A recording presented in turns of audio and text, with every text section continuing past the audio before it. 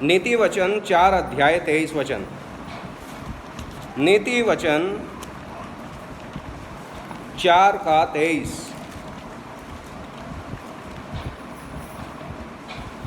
मैं पढ़ूंगा, उसके बाद हम प्रार्थना करेंगे। नीति वचन 4 का 23। सबसे अधिक अपने मन की रक्षा कर, क्योंकि जीवन का मूल स्रोत वही है। आइए हम प्रार्थना करेंगे। प्यारे यीशु, आप अपने वचन के पढ़े जाने पर आशीष दें। पवित्र आत्मा जी हमारे शिक्षक हों, भेदों को खोलकर हमसे बातें करें, हमारा आनंद बढ़ाएं, अपने लोगों को आशीष करें। यिर्मयाह 1:9 निर्गमन 4:12 अपने दास के लिए पूरा करें। प्यारे यीशु के नाम से मांगते हैं, आमीन। आज हम लोग देखेंगे मन के बारे में। क्या के बारे में? मन के बारे में। और यहाँ लिखा गया, सबसे अधिक अपने मन की रक्षा कर, क्योंकि जीवन का मूल स्रोत वही है। सबसे अधिक अपने मन की चौकसी कर, क्योंकि जीवन का मूल स्रोत वही है। सबसे अधिक अपने मन की रक्षा कर, क्योंकि जीवन का मूल स्रोत वही है।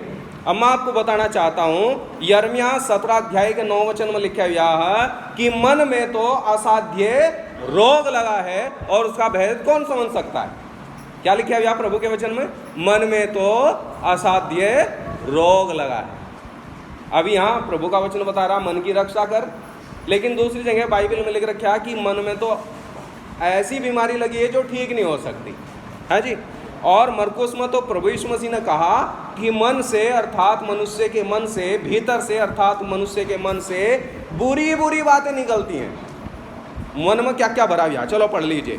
मरकुस 7 अध्याय, मरकुस 7 अध्याय। हमें थोड़ा सा आइडिया होना चाहिए ना मन क्या है, मन के अंदर क्या क्या सौदा भरा गया। मरकुस 7 अध्याय 21 वचन, क्योंकि भीतर से अर्थात मनुष्य के मन से बुरे बुरे विचार, व्यभिचार, चोरी, हत्या, परस्त्री गमन, लोभ, दुष्टता, छल, लूचपन, कुदृष्टि, निंदा, अभिमान और मूर्खता निकलती हैं। 13 चीज लिखी हुई। कितनी लिखी हुई है? 13 चीजें। कहाँ भरी पड़ी हैं? मन के अंदर। बाइबल में लिख रखा, सबसे अधिक अपने मन की रक्षा कर, क्योंकि जीवन का मूल स्रोत वही है। बाइबल के अंदर लिखा गया, मन में तो असाध्य बीमारी है। बीमारी का मतलब पाप है। और वो प्रभु यीशु मसीह ने उन पापों का बखान कर दिया कि इसके अंदर 13 किस्म की चीजें अंदर भरी पड़ी हैं। तो हमें क्या करना है? मन की रक्षा करना। बाइबल में उत्पत्ति के अंदर लिखा गया 6 अध्याय के अंदर कि मनुष्य के मन में बचपन से जो भी होता है वो बुरा ही होता है। क्या लिखा गया? मनुष्य के अंदर बचपन से जो भी होता है वो बुरा ही होता है। कुछ लोग कहते नहीं जी, नहीं बचपन से तो बुरा नहीं होता, ये तो बड़ा हो तो बुरा हो। और मैं आपको बताना चाहता हूँ कि छोटे से छोटे बच्चे को भी, एक छोटे बच्चे को वो बोलना नहीं जानता, उसकी माँ ने छोड़ दिया, दूसरे बच्चे को गोदी उठा लिया और उसके बच्चे ने तो रोना पीटना और हाथ पैर छेदने शुरू कर दिए। क्यों? पाप है ना मन में। एक छोटे सा बच्चा जो बोलना नहीं जानता, 1 साल का बच्चा, वो क्यों चिल्ला रहा? क्योंकि उसकी माँ ने दूसरे बच्चे को उठा लिया। उसके अंदर जलन है, उसके अंदर ईर्ष्या, उसके अंदर द्वेष है, उसके अंदर क्रोध। आप क्या सोच रहे? बच्चे के मन में बुरा नहीं होता, बुरा ही होता। आज तक किसी माँ बाप ने अपने बच्चे को ट्रेन अप नहीं करा कि बच्चे तू जब 11 साल का हो जाएगा तो ऐसे ऐसे पाप करना, जब तू 12 का हो जाएगा तो ये करना, जब 13 का हो जाएगा तो ये फ्रेंड बनाना और ये करना। क्यों? क्योंकि मन में जो कुछ होता है बचपन से बुरा ही होता है। अब इस मन का होगा क्या? हम एक गीत गाते हैं, कौन सा गीत है वो? मेरा मन धो देना प्रभु विनती करूं बार बार, मेरा मन धो देना प्रभु विनती करूं बार बार। हमें यही तो करना, मन को हमें शुद्ध करना। अब हम बाइबल के अंदर देखेंगे कि इस मन को नवीनकरण, रिन्यू कैसे किया जाता, इसे नया कैसे बनाया जाता। क्योंकि पुराने मन में तो हमने देख लिया क्या क्या। बताइए पुराना मन कैसा है? पुराना मन बीमारी है, उसके अंदर पाप की बीमारी, मन में असाध्य रोग लगा। फिर पुराने मन के अंदर पाप भरे हुए हैं और पुराने मन में बचपन से जो भी होता है बुरा ही होता है। एक बार तो एक माँ इस बात के ऊपर बहस करने लगी कि बचपन में कहाँ बच्चे के मन में बुरा होता, बच्चा तो ईश्वर का रूप होता। मैंने कहा अच्छा जी, 4 महीने का बच्चा था, इसने कौन सी गलत पाप कर दिया? क्या कर सकता है 4 महीने का बच्चा पाप? है जी, करता। क्योंकि हमारा जो जन्म है वो पापमय है, हमारे अंदर जो खून है उसके अंदर जो डीएनए है वो आदम का, तो हमारे अंदर पापमय स्वभाव है। अब 4 महीने के बच्चे को उसकी माँ रोटी पो रही और उस 4 महीने के बच्चे को खाट पर लेटा दिया और वह रोटी पो रही, आखिरी की रोटी रहेगी, उसने उधर से चिल्लाया माँ भूख लगी और उसकी माँ ने कहा बस आखिरी रह रही भाई, अभी आ रही है जी, और वो और चिल्लाना शुरू कर दिया। अभी उसने अपना हाथ हो वो करे और वो बिल्कुल जो गोरा चिट्टा बच्चा था लिल्ला अंटारा हो गया, रो कर। आप क्या सोच रहे हो, खाली रो रहा? अगर उसकी ज़बान खुली हुई हो तो अपनी माँ को बुरी और भली कह रहा वो असल में, और जब उसकी माँ उसके पास आई तो लात ये लगी दुप दुप इसका मतलब वो माँ की इज्जत नहीं कर रहा। आप क्या समझ रहे? एक छोटा बच्चा पाप में प्रवृत्ति नहीं है उसके अंदर पाप का स्वभाव है, और वो स्वभाव जो है वो पाप के लिए लालायित है। मैं आपको बताया छोटा सा बच्चा कैसे ईर्षा करता है। छोटा सा बच्चा मैंने 2 महीने का बच्चा, 2 साल का बच्चा, अभी थोड़ा सा बड़ा हो गया, वो कोई चीज़ लो तो ऐसे पीछे ऐसे लुकोगा। ये कहाँ से आ गई उसके अंदर ऐसी प्रवृत्ति, झूठ की प्रवृत्ति? क्योंकि हमारे स्वभाव के अंदर पाप। अब इस पापमय प्रवृत्ति को बदलना, देखो आज हम यही जो हमारा आज का विषय है कि हम पाप प्रवृत्ति से कैसे एक नवीनीकरण, एक नयापन पाते हैं, वो कैसे होगा। और हम प्रभु के वचन के आधार पर इन वचनों को हम देखेंगे। इफिसियों के अंदर ऐसा लिखा गया है, हम लोग पढ़ते रहेंगे थोड़ा थोड़ा। इफिसियों 4 अध्याय, इफिसियों उसका 4 अध्याय और उसका 22, 23 और 24 वचन। इफिसियों 4 अध्याय, सब लोग खोल लेंगे, मैं पढ़ूंगा आपके लिए। इफिसियों 4 अध्याय 22, 23, 24 कि तुम पिछले चाल चलन के पुराने मनुष्यत्व को जो भरमाने वाली अभिलाषाओं के अनुसार भ्रष्ट होता जाता है उतार डालो, और अपने मन के आत्मिक स्वभाव में नए बनते जाओ, और नए मनुष्यत्व को पहन लो जो परमेश्वर के अनुरूप सत्य की धार्मिकता और पवित्रता में सृजा गया है। अगर आप इसे बार बार पढ़ोगे तो पता लग जाएगा कि एक स्वभाव को हमें उतारने की ज़रूरत है। जब तक आप पुराने कुर्ते को नहीं उतारोगे तो नया कुर्ता नहीं पहन सकते। कुछ लोग ऐसा करते हैं, वो पुराना भी पहनो रखा, पुराने के ऊपर ही नया पहन लें, लेकिन फिर भी कहीं ना कहीं तो उनके अंदर से ऐसी आवेगी जैसे मच्छी के अंदर से मछांद आती हो या अम्बी के अचार में से खट्टी खटांद आती हो। क्यों? क्योंकि आप छिपा नहीं सकते। बाइबल के अंदर इफिसियों में हमने पढ़ा कि हमें जो पुराना चाल चलन है उसे क्या करना है? उतारना। अब ध्यान से सुनना, क्योंकि ये बहुत गहरी बात है। एक विश्वासी के जीवन में 2 स्वभाव होते हैं। सब ध्यान से सुनिए। एक विश्वासी के जीवन में कितने स्वभाव होते हैं? 2 स्वभाव। एक स्वभाव है आदम का स्वभाव, जो हमारे माता पिता से हमारे अंदर आया, हमारे डीएनए और आरएनए से, जीन से हमारे अंदर वो स्वभाव आए। लेकिन दूसरा स्वभाव है जो यीशु मसीह से आया, जो दूसरा आदम। ये स्वभाव शारीरिक है और ये स्वभाव आत्मिक है। ठीक है, तो हमें क्या करना है? पुराने स्वभाव को उतारना है। अब आप ध्यान से दीजिएगा, आपको वो जैसे हम पुराने कपड़े उतार कर टंगा दें और नया पहन लें, ऐसा करना। हमें पुराने स्वभाव को उतार कर फेंकना और हमें नए स्वभाव को पहनना है। और बाइबल में लिख रखा कि आत्मिक, मन के आत्मिक स्वभाव में नए बनते जाओ। मन के आत्मिक स्वभाव में हमें कैसा बनना है? नया बनना। इसे इस तरीके से हम बोल सकते हैं, हम गांव के लोग हैं, ध्यान से सुन लीजिए।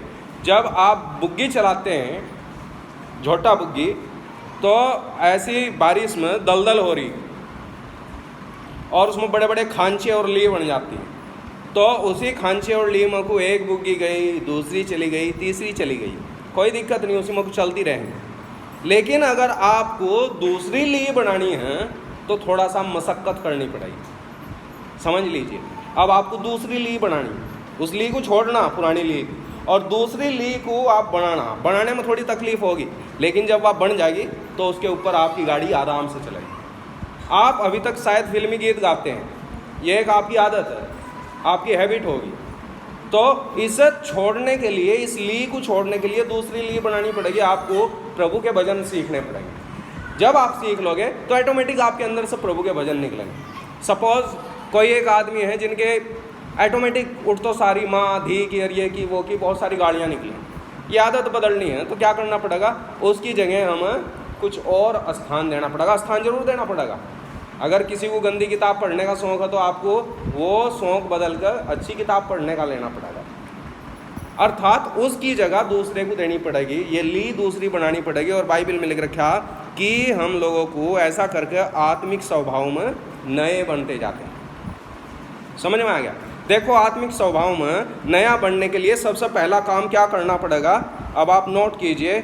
जब आप नए बनते हैं तो उसके लिए आपको समर्पण की ज़रूरत है। पढ़िए आप रोमियो 12 अध्याय। जब आपको नया बनना अगर आप चाहते हैं तो आपको कहें की ज़रूरत है, समर्पण। बोलिए, डेडिकेशन। कहें की ज़रूरत है, समर्पण की। रोमियो 12 अध्याय पहला और दूसरा वचन। रोमियो 12 अध्याय पहला दूसरा वचन।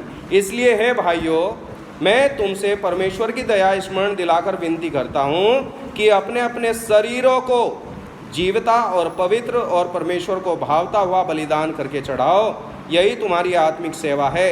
इस संसार के सदृश न बनो, परंतु तुम्हारे मन के नए हो जाने से तुम्हारा चाल चलन भी बदलता जाए, जिससे तुम परमेश्वर की भली भावती और सिद्ध इच्छा अनुभव से मालूम करते रहो।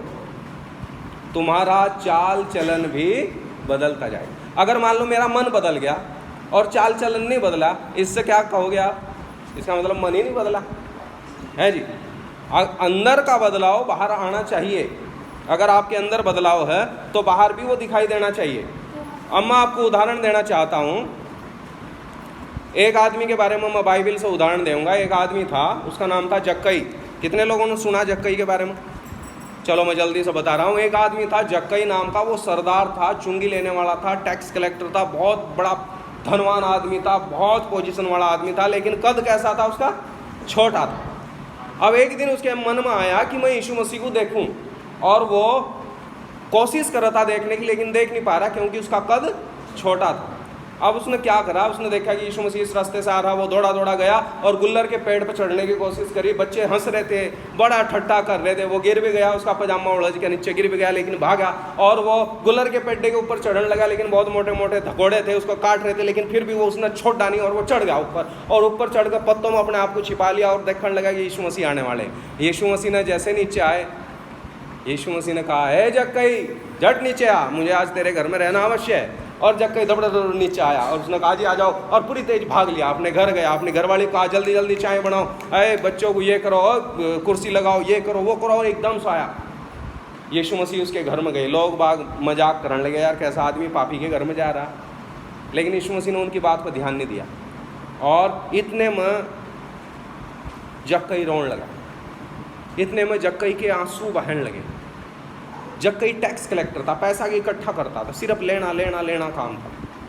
अभी पता नहीं जक्कई के अंदर क्या हुआ, जक्कई ने अपना सारा पैसा निकाल कर लाया। बहुत सारे गरीब लोग थे, उन्होंने कहा, आ जाओ भाई, एक आ जाओ। सबको पैसा देना शुरू कर दिया, आ जाओ। किसी का अगर मन्ना बेईमानने से लिया तो उसका 4 गुना फेर दूंगा, अगर 100 ले रखे तो 400 दूंगा। सारा बांट दिया। प्रभु यीशु मसीह ने कहा, आज इस घर में उद्धार आया। उससे पहले क्यों नहीं कहा? उससे पहले मन में परिवर्तन आ गया था, लेकिन चाल चलन में परिवर्तन आज आया जब उसके घर में यीशु मसीह आ गया। मेरे भाई बहनों, आपके मन के अंदर का परिवर्तन आपके व्यवहार के अंदर दिखाई देना चाहिए। आगे बात समझना, हमारा व्यवहार बदल जाना चाहिए। वो क्या व्यवहार था उसका जक्कई का? लेने का। क्या व्यवहार बदल गया उसका? देने वाला बन गया। प्रभु हमें यही तो चाहता है। बहुत सारे लोग हैं जो जब सब यीशु मसीह को जाना, आज तक प्रार्थना ही प्रार्थना कर रहे हैं, यानी कि लेना लेना लेना लेना यही है। आज तक देने वाले बने ही, आराधना करने वाले नहीं बने। हमारे व्यवहार के अंदर चेंज आना चाहिए। तो ये कैसे चेंज आएगा, कोई बताओ? डेडिकेशन। समर्पण से। बाइबल में लिख रखा तुम अपने शरीरों को, कहे को, हम सोचे शरीर को नहीं मांग रहा, प्रभु तो आत्मा से बात कर रहा है जी। हमारे शरीर प्रभु को देने हैं। शरीर में हम ये हाथ प्रभु को देना, ये आँख प्रभु को देनी, कान, जीभ, ये पूरा शरीर प्रभु का, प्रभु को देना। ये मन प्रभु का, प्रभु को देना। ये बुद्धि प्रभु की है, प्रभु को देनी। अपने शरीरों को प्रभु को डेडिकेट करना। जब आप डेडिकेट करोगे तब आपके जीवन में बदलाव आना शुरू हो जाएगा। और बाइबल में लिख रखा कि तुम्हारा चाल चलन बदलता जाएगा। प्रभु की स्तुति हो। देखिए बाइबल बताती है कि डेडिकेशन से कैसे जीवन बदलता है। आप पढ़िए रोमियो उसका 6 अध्याय, रोमियो उसका 6 अध्याय 12 और 13 वचन मैं आपके साथ पढ़ूंगा। रोमियो 6 अध्याय 12 और 13 वचन जल्दी जल्दी पढ़ेंगे। इसलिए पाप तुम्हारे नश्वर शरीर में राज्य न करे कि तुम उसकी लालसाओं के अधीन रहो, और न अपने अंगों को अधर्म के हथियार होने के लिए पाप को सौंपो, पर अपने आप को मरे हुओं में से जी उठा जानकर परमेश्वर को सौंपो, और अपने अंगों को धर्म के हथियार होने के लिए परमेश्वर को सौंप दो। देखो अगर आपके पास चाकू, अगर वो चाकू आपने दे दिया एक बुरे आदमी को, तो बुरा आदमी क्या करेगा? चाकू का किसी के भी यहाँ रख देगा, क्योंकि वो बुरे आदमी के हाथ में पहुंच गया। लेकिन वही चाकू अगर किसी अच्छे आदमी को दिया तो क्या करेगा? वो सेव काट के खिलावेगा आपको। हमारा जो जीवन है, हमारा जो शरीर है, ये एक हथियार है। अगर आपने ये शरीर शैतान के हाथ में दे दिया तो वो इस हथियार का गलत इस्तेमाल करेगा। लेकिन अगर आपने ये हथियार परमेश्वर के हाथ में सौंप दिया तो वो क्या करेगा? इसका अच्छा इस्तेमाल करेगा। आज आपको ज़रूरत है सबसे पहली, अगर आप अब तक नए नहीं बन पाए, आपके जीवन में परिवर्तन नहीं आ पाया, आप बहुत परिश्रम और बहुत संघर्ष कर रहे हो, तो उसका सबसे पहला तरीका है, क्या करना पड़ेगा? बोलो, समर्पण। आपको कहना पड़ेगा, हे प्रभु यीशु, आज से मैं अपना जीवन आपके हाथ में समर्पित करता हूँ, मेरी देह आपको सौंपता हूँ। समर्पण, पहला समर्पण। दूसरा सेपरेशन। पहला क्या है? समर्पण, और दूसरा है अलगाव। रोमियो उसका 6 अध्याय, रोमियो 6 अध्याय 14 वचन, रोमियो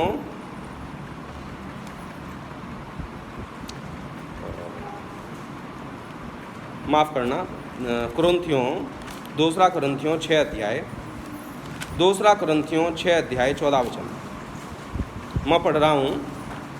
दूसरा कुरिन्थियों 6 का 14, इसे बोलते हैं अलगाव।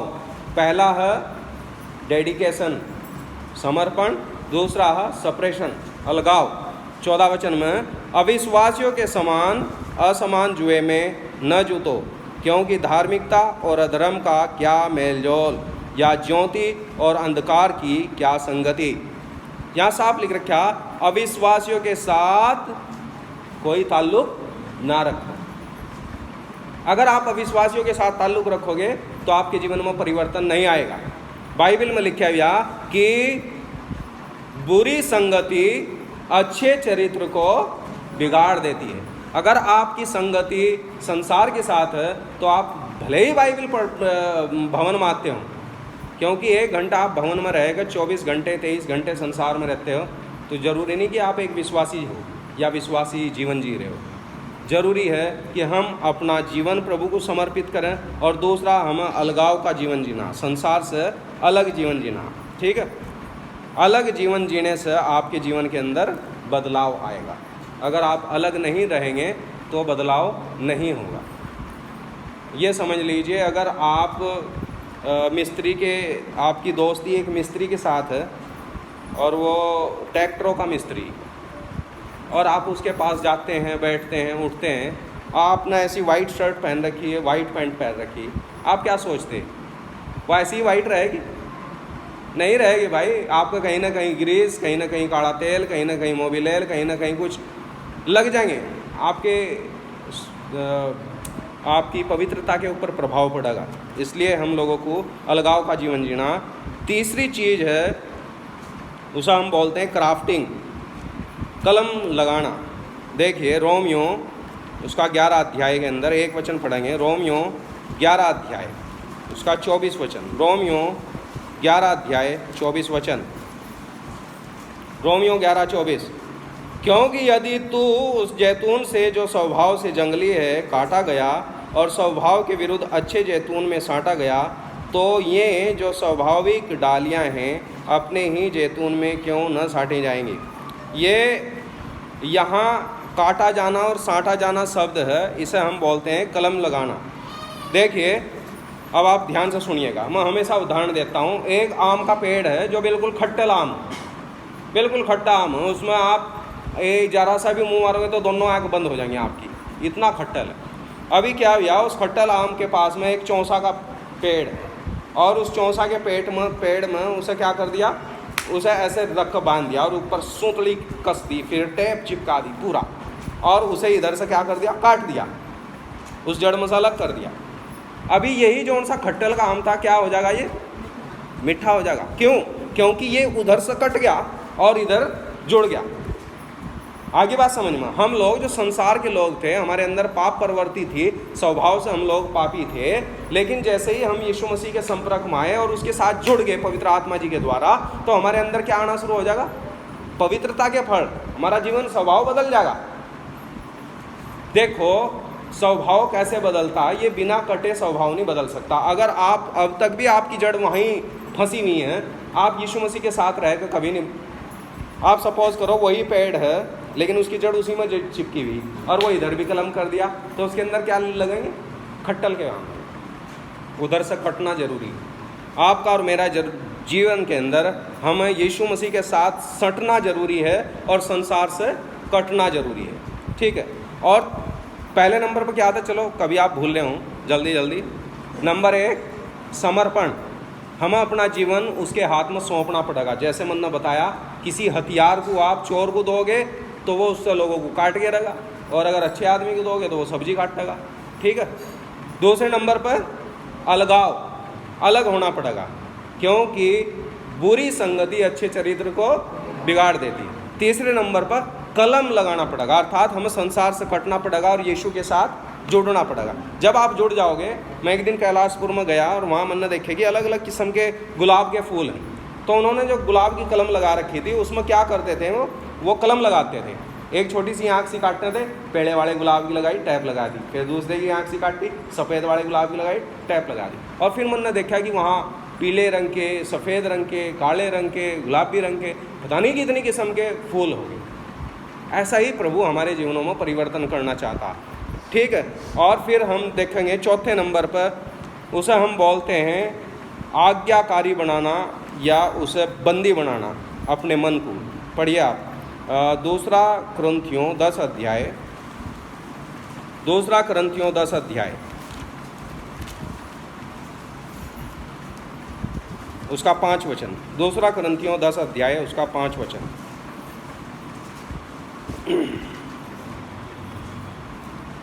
2 कुरिन्थियों उसका 10 अध्याय और उसका 5 वचन मैं पढ़ रहा हूँ, सब ध्यान से सुनेंगे। यहाँ लिखे या इसलिए हम कल्पनाओं का और हर एक ऊंची बात का जो परमेश्वर की पहचान के विरोध में उठती है खंडन करते हैं, और हर एक भावनाओं को कैद करके मसीह का आज्ञाकारी बना देते हैं। यहाँ प्रभु का दास पौलुस कहता है हर एक भावनाओं को कैद करते हैं। अभी भावनाओं को कैद करना सीखना। आपके अंदर से भावनाएं उठेंगी। कैसी भावनाएं उठेंगी? भावना उठेंगी, अपने घर में प्रार्थना कर लेंगे, कौन सा कोई वहीं प्रार्थना सुने जा, है जी। अरे संगति करना कोई ज़रूरी, फ़ोन पर बात कर लेंगे, कोई संगति करना ज़रूरी। तो अपने मन को तसल्ली देते हैं, वहाँ दान देना कोई ज़रूरी है कि अपने घर में किसी को चाय का कप पिया देंगे, वही दान हो गया वो। तो ऐसे ऐसे अपने मन को, अपनी भावनाओं को कैद करना नहीं सीखे। नहीं, हम अपने अपने तरीके से अपने मन के हिसाब से चलते हैं। बहुत सारे मंडली में ऐसे झूठे शिक्षक भी उठ खड़े हो गए, वो गलत गलत शिक्षाएं सिखाते हैं। वो सिखाते हैं कभी प्रार्थना सभा की हमें कोई ज़रूरत नहीं है, और वो एक अलग तरीके से आपको समझा देंगे, और संगति करने की ज़रूरत नहीं है, उपवास करने की ज़रूरत नहीं है, प्रभु को देने की ज़रूरत नहीं है। वो अपने अपने तरीके से सिखाएंगे। लेकिन बाइबल के अनुसार हमें बाइबल के अनुसार जीवन जीना है, और हर एक ऐसी भावनाओं को जो प्रभु के खिलाफ उठती हैं उन्हें हमें खंडन करना, उन्हें हमें कैद करना। मैं आपको आपकी भावनाएं समझा नहीं सकता, लेकिन आपके अंदर की भावनाएं शायद कुछ और होंगी। अभी थोड़े दिन पहले मेरे पास एक मैसेज आया, वो था फ्रेंडशिप का डे था, कोई फ्रेंडशिप का डे। आजकल तो बहुत सारे डे चल रहे हैं ना, तो अभी फ्रेंडशिप डे है तो इसका मतलब ये है कि भाई विश्वासी भी उन सारे चक्रों में फंस जा। नहीं, हमें फ्रेंडशिप रखनी है। हमारा फ्रेंड कौन है बताइए? यीशु मसीह। और हमें संसार से भी हमें यीशु मसीह का व्यवहार बांटना, प्यार दिखाना, लेकिन यीशु का प्यार दिखाना है जी। लेकिन हमें संसार के जैसा नहीं बनना, हमें उन भावनाओं को क्या करना है? कैद करना। और हमारे अब लास्ट की बात देखेंगे हम कि हम किस तरीके से अपने मन को नया कर सकते हैं। वो लिखा है यहाँ तीतुस के अंदर, तीतुस 3 अध्याय, तीतुस उसका 3 अध्याय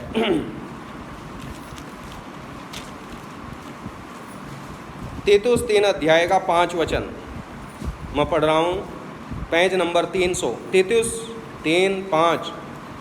तो उसने हमारा उद्धार किया और यह धर्म के कामों के कारण नहीं जो हमने आप किए, पर अपनी दया के अनुसार नए जन्म के स्नान और पवित्र आत्मा के हमें नया बनाने के द्वारा हुआ। नोट कीजिए, पवित्र आत्मा के हमें नया बनाने के द्वारा हुआ।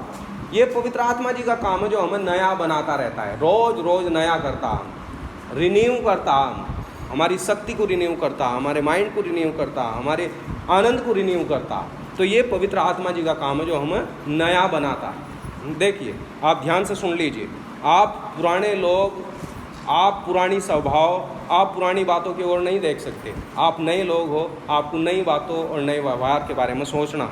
और कैसे हम लोग करप्ट होते हैं, कैसे हम बिगड़ते जा रहे हैं, कैसे बहुत सारे लोग हैं जो 10 साल हो गए, 15 साल हो गए, उनके जीवन में परिवर्तन नहीं आया। उसका मुख्य कारण हम पढ़ लेंगे, क्यों बदलाव नहीं आ रहा। और वो बदलाव इसलिए नहीं आ रहा क्योंकि बाइबल में लिख रखा है, 1 कुरिन्थियों उसका 15 अध्याय और उसका 33 वचन में, 1 कुरिन्थियों 15 अध्याय 33 वचन, यहाँ ऐसा लिख रखा, धोखा न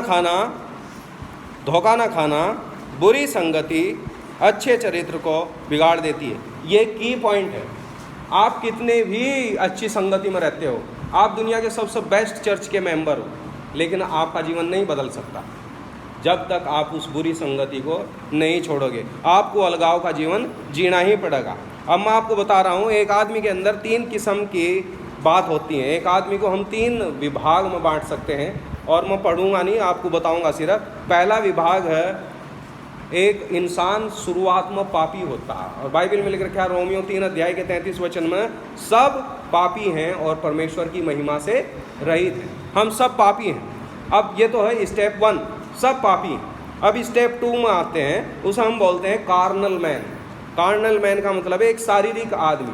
उसने यीशु मसीह को तो ग्रहण कर लिया, लेकिन यीशु मसीह को ग्रहण करने के बाद भी उसके व्यवहार में बदलाव नहीं आया। उदाहरण के रूप में 1 कुरिन्थियों उसका 3 अध्याय में लिख रखा, उनमें से मंडली में झगड़ा होने लगा और वो कहने लगे, मैं तो पौलुस का हूँ, मैं पौलुस का हूँ, मैं उसका हूँ। 1 कुरिन्थियों 3 अध्याय में झगड़ा हो रहा। इसका मतलब है वो प्रभु का दास कह रहा कि तुम लोग शारीरिक हो, क्योंकि तुम्हारे अंदर क्या होते हैं, अब तक झगड़े होते हैं। इसका मतलब है अभी हम स्टेप 2 में लटके हुए, इसे हम बोलते हैं कार्नल बिलीवर, संसारिक शारीरिक विश्वासी। और बाइबल में प्रभु का दास पौलुस अपने बारे में कहता, हाय मैं कैसा अभागा मनुष्य हूँ।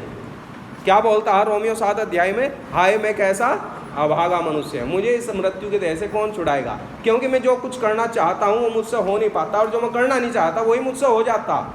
इसका मतलब वो स्टेप 2 में लटका गया था उस टाइम। क्या बोलते हैं स्टेप 2 को? कार्नल मैन, शारीरिक आदमी। फिर नंबर 3 पर होता स्पिरिचुअल मैन, एक वो आदमी जो आत्मिक है। और वो आत्मिक मनुष्य कैसा होता, हम उसे पढ़ लेंगे 1 कुरिन्थियों 9 अध्याय 1 कुरिन्थियों 9 अध्याय, और आपको पता लग जाएगा एक आत्मिक जन कैसा होता। और प्रभु यही चाहता कि हम लोग, ना तो हम अनसेव्ड लोग हों, सिनर लोग हों, नेचुरल, ना हम कार्नल लोग हों, शारीरिक लोग हों। प्रभु चाहता कि हम आत्मिक लोग हों। 1 कुरिन्थियों 9 अध्याय 27 वचन, परंतु मैं अपनी देह को मारता कूटता वश में लाता हूँ, ऐसा न हो कि औरों को प्रचार करके अपने आप को किसी रीति से निकम्मा ठहरूं।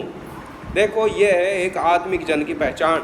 अगर आप आत्मिक जन होना चाहते हैं तो आपको अपने अंदर एक लड़ाई एक द्वंद्व जीतना, आपके अंदर एक लड़ाई है। हर एक विश्वासी के अंदर एक द्वंद्व होता, एक लड़ाई होती है। सपोज करो अभी एक नया नया विश्वासी और उस बारात में गया, बारात में उसके आगे एक बियर की बोतल रख दी और वो देखता है उसने, यार यहाँ कोई भी विश्वासी नहीं है, चलो बियर की बोतल है, किसी ने कह दिया यार ये शराब नहीं होती यार, ये तो ताकत का ठंडा है, तेरे गुर्दों को साफ कर देगी, पथरी भी नहीं रहनेगी। अच्छा है तो भाई बहुत बढ़िया चीज़ है। तो आप उसका चलो भाई ला मंत्र सा पढ़ गए सब पी लूँ यीशु मसीह के नाम से। अगर आप ऐसा कर रहे, उससे पहले आपके अंदर एक लड़ाई छिड़ेगी और अंदर एक बात आवेगी, नहीं ऐसा मत कर। अंदर से आवाज़ आवेगी ऐसा मत कर, और अंदर से दूसरी आवाज़ आवेगी कि नहीं अब तो कोई भी नहीं देख रहा, यहाँ कर ला काम। तो ये जो लड़ाई है, इस लड़ाई में, इस द्वंद्व में हमें शैतान को हराना और क्या करना है, उसको रिजेक्ट करना। नहीं भाई हम इसका हाथ नहीं लगाते, बस खत्म कहानी। हम यीशु मसीह को मानते हैं, नहीं। मेरे अंदर भी कहीं एक इस तरीके के द्वंद्व थे, तो मैं प्रभु के लोगों से पूछता था भाई क्या तरीका होगा इस द्वंद्व को जीतने का।